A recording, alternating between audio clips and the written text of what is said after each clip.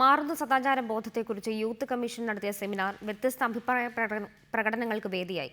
അമ്മമാരെ ഗുരുവായൂരിൽ കൊണ്ടുപോയി നട തള്ളുന്നതാണ് ഏറ്റവും വലിയ സദാചാര ലംഘനമെന്ന് MN കാരശ്ശേരി പറഞ്ഞു. സദാചാരബോധം സംരക്ഷിച്ചില്ലെങ്കിൽ സമൂഹം തകർന്നു പോകുമെന്ന് യുവമോർച്ച സംസ്ഥാന പ്രസിഡന്റ് V. സുധീർ പറഞ്ഞപ്പോൾ ചുംബന സമരം ഉയർത്തുന്ന രാഷ്ട്രീയത്തെ പിന്തുണയ്ക്കുന്നുവെന്നായിരുന്നു യൂത്ത് ലീഗ് അഖിലേന്ത്യാ കൺവീനർ PK ഫിറോസിന്റെ നിലപാട്.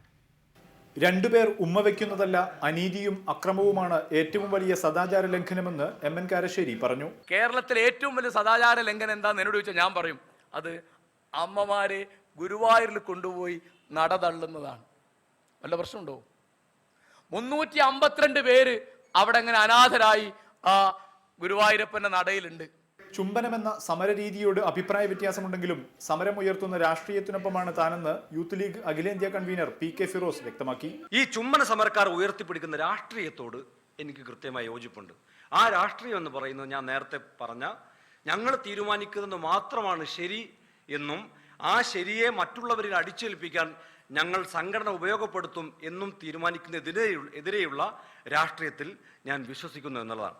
സമൂഹം തകർന്നു പോകാതിരിക്കാനാണ് യുവമോർച്ച സദാചാരത്തെക്കുറിച്ച് പറയുന്നതെന്ന് സംസ്ഥാന പ്രസിഡന്റ് V. സുധീർ വ്യക്തമാക്കി. സമൂഹത്തിൻ്റെതായിട്ടുള്ള മര്യാദകളെ അംഗീകരിക്കണം, അതിനെ ബലപ്പെടുത്തണം, അതിനെ ശക്തിപ്പെടുത്തണം. ഇല്ല എങ്കിൽ നമ്മുടെ സമൂഹം പൊട്ടി തകർന്നു പോകും. സ്ത്രീയെ പീഡിപ്പിച്ച് മാത്രം ശീലിച്ചവരാണ് സദാചാര ഗുണ്ടകളായി രംഗത്തെത്തുന്നതെന്ന് DD ദാമോദരൻ പറഞ്ഞു.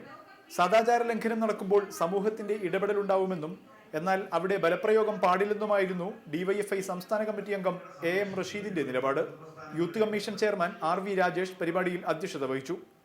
റിപ്പോർട്ടർ, കോഴിക്കോട്.